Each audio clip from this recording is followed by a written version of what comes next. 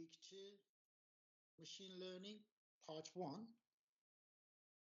Next lesson will be Part 2, but now let's start with this one. This is our steps for today, starting with an introduction to machine learning. Then we will learn types of machine learning. This is the outline of today's lesson.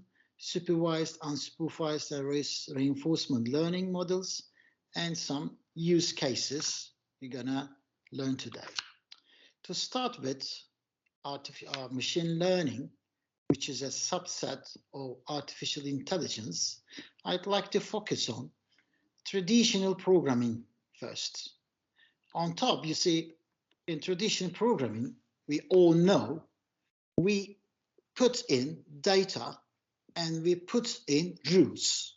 If this one happens, and then we will do this one, and it gets the data and applies the rules and produces some answers. Yeah, you say, for example, data is the person's age, and rule, if the age is lower than this, it is a baby. Lower than this, it is a child, adolescent, young, elderly, very elderly, and then finally dead, you say. These are the rules. And then if you put in as data, I am 100 years old, and applies the rule and answers, the program answers, you are elderly, you are very old. But in machine learning, it is a little bit different. You put in data and you put in answers. And then it creates rules.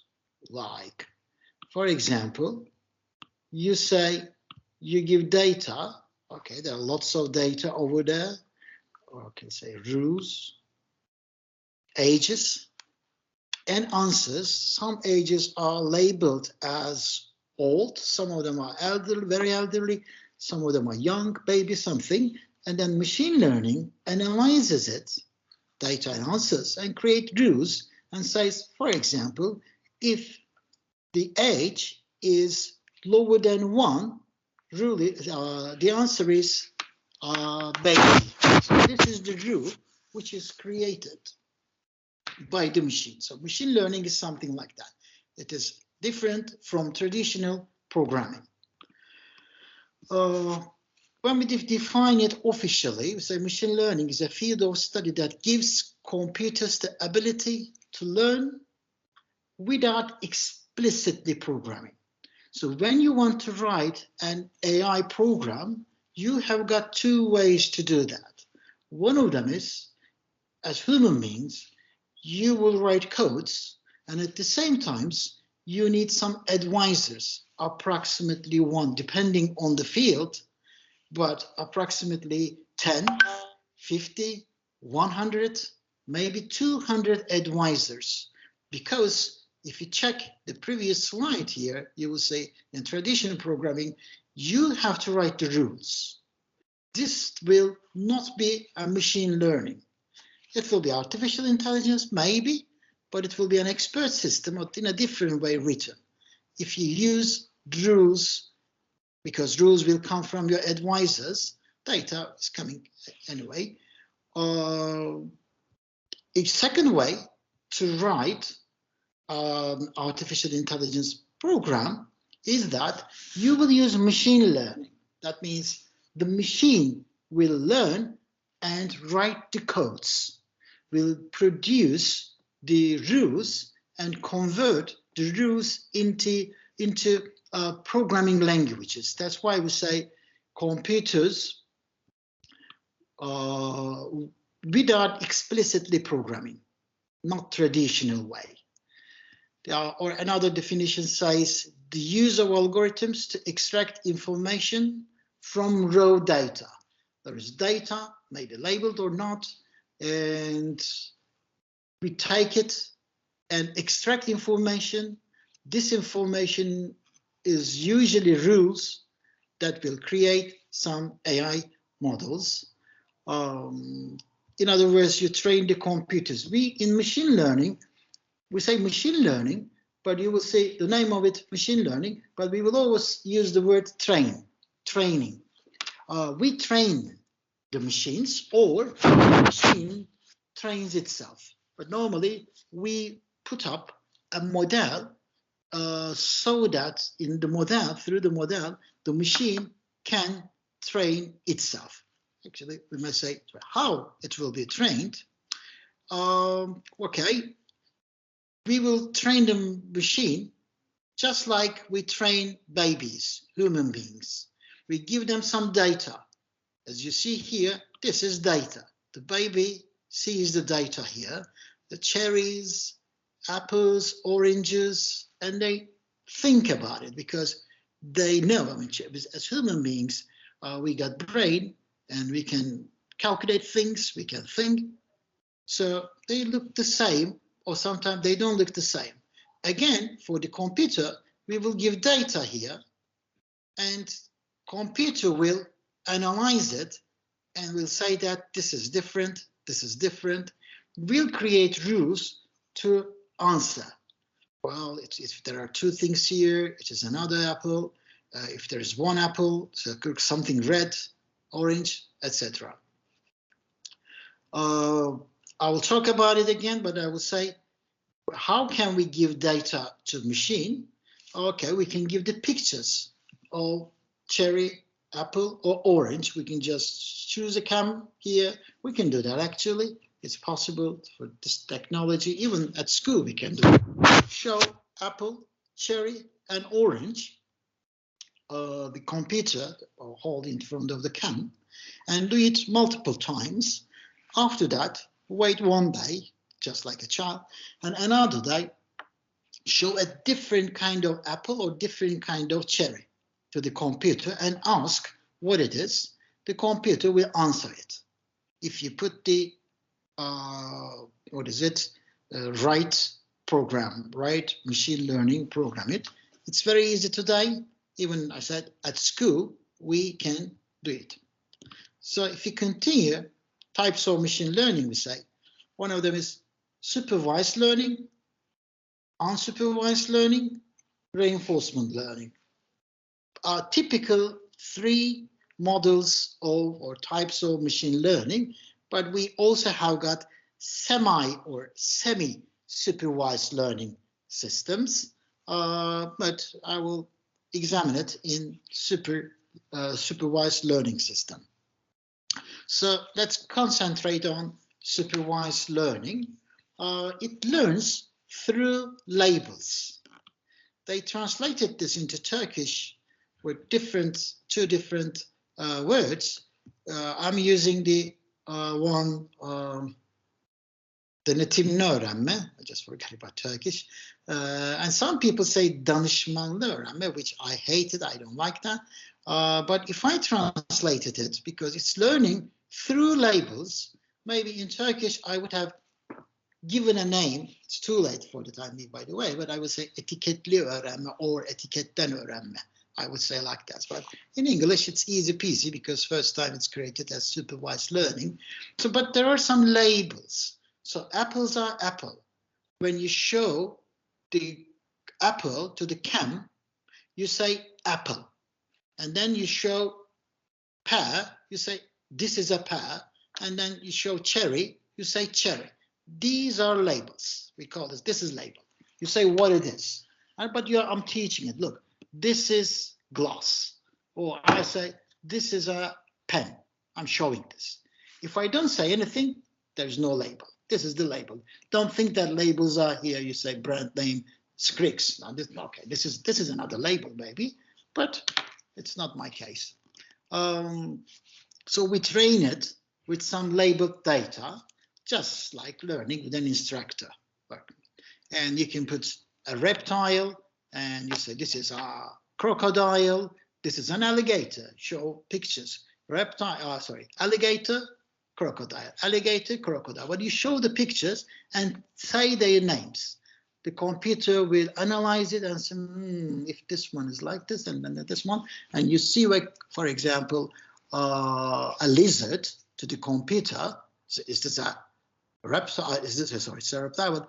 Is this an alligator or crocodile, but you're showing a lizard, you know what lizard is, and the computer will say, I don't know. Should say so, I don't know. It's learning like that. Facebook suggests tagging your friends. Remember that one? Why do you think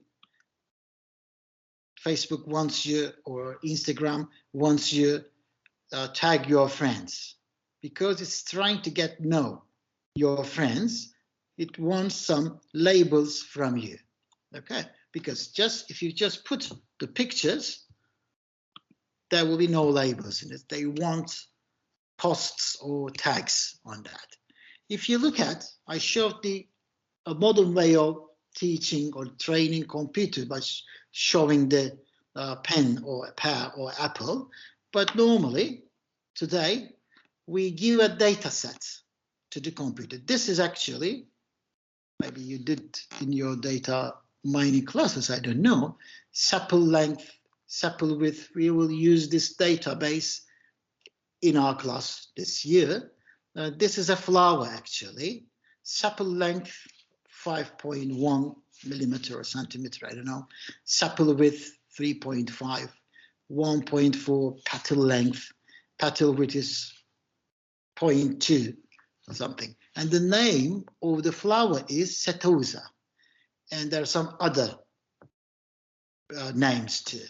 So here, I'm not showing the picture of the flower to the computer.